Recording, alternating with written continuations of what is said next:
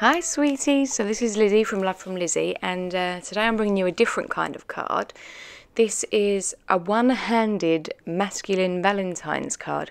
Last week I managed to have the misfortune of dislocating my wrist, and in case you're not aware, I am left-handed and it was my left wrist, so I'm not able to do anything like hold a pen or brush my teeth or any of the usual things with my left hand. So rather than feeling sorry for myself for the next 6 weeks, I've challenged myself to try to do a few videos showing how you can make cards using just one hand. Now, since I have hurt my hand, my wrist I should say, I have actually got much less pain in using my fingers. So I do cheat a little bit here, you do see a little bit of guiding.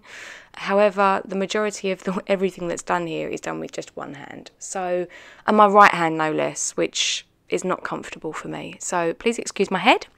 Anyway, so what you saw me doing to start with was just using my Fiskars paper trimmer, which is great if you're one-handed because it's got these non-slip rubber bits on the corners, so it will stay exactly where you pop it.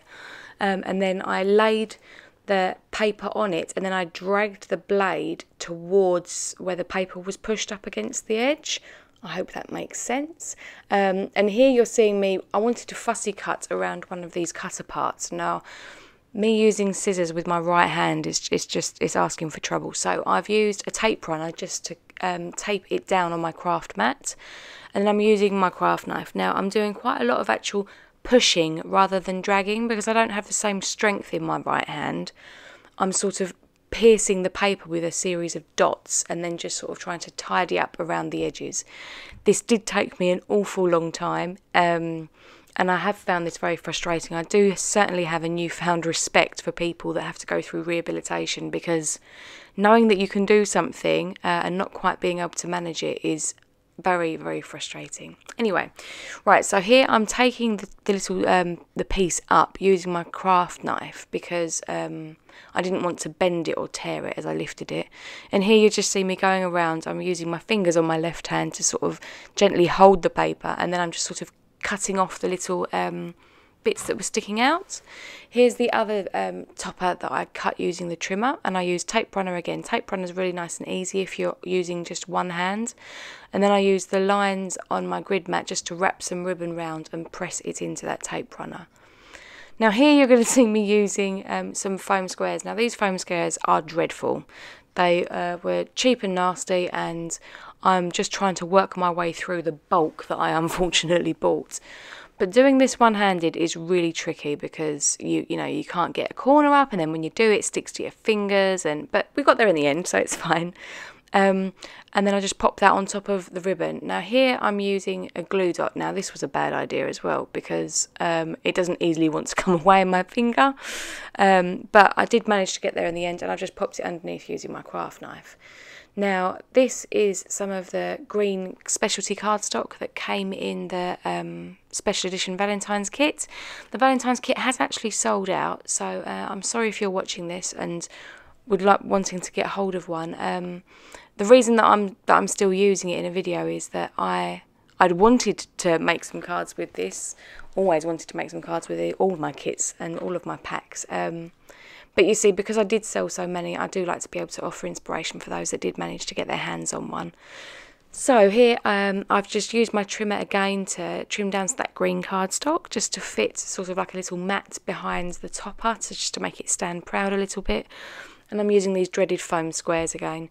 I cannot wait to be rid of them. I can't explain how much I'm looking forward to being rid of them. And it was quite a battle to get these all off, so I have actually edited most of this out.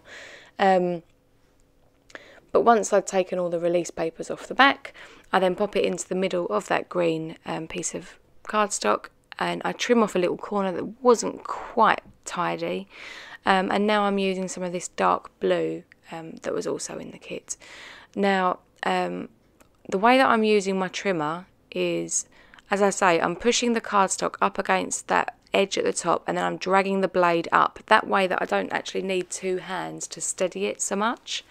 But if I'd have had the use of two hands, I probably at this point would have used scissors just to cut that little tiny extra piece, but the trimmer does the same job.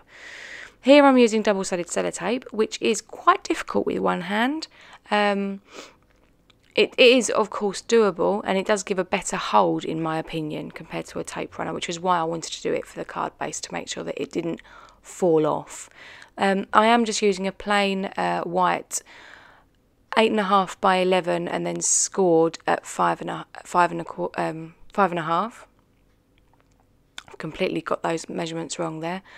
It's 5.5 by 4.25 card base. Now here you'll see how difficult it was to get the stamps off.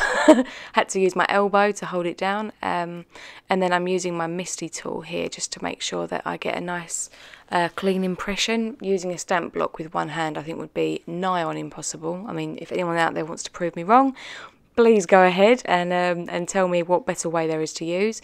But I just use my anti-static powder tool and some Versamark, and I do double stamp this just to make sure that I get a nice impression. But the Misty tool is great for this because you can make sure that you have actually got everything all lined up, and then you haven't got to worry and get your head in over the top too much. But having given that a couple of goes, I then use a coffee filter, and I use the Love from Lizi Emerald City embossing powder. This actually came in the September Love from Lizi card kit, and it's gorgeous, though I say so myself. Again, doing this all one-handed, it's not as easy as it might. I mean, it doesn't actually look that easy. I do look like I'm making a bit of a pig's ear out of it. However, it is actually really quite complicated. This card took me about 1 hour and 20 minutes to do. So if that's any indication on something as clean and simple as this card taking that amount of time, I hope you can get the idea. But anyway, so I've just heat embossed that one of the lace borders, and I'm using the tape runner because it's just the most straightforward with only having one hand to use, and I just pop that down towards the bottom. Now with hindsight I may have turned that lace stamp round the other way, although I'm not unhappy with how it looks. And then I use my Nuvo drops. These are the Simply White crystal drops, and it's just to tie in that card base a little bit onto the blue and the green of the card front. Usually I put sparkle and shine on things, there's sequins or gems or something like that, but because this is blue and green, I think this makes for quite a good masculine card. And I'm just going over that centre banner with my clear Wink of Stella, and then I pop a button right into the middle, and that is this card made. Again, it's very simple, it's very basic, but I managed it with one hand, so I'm very pleased. I'll try to do another one soon, and until then, thanks, bye.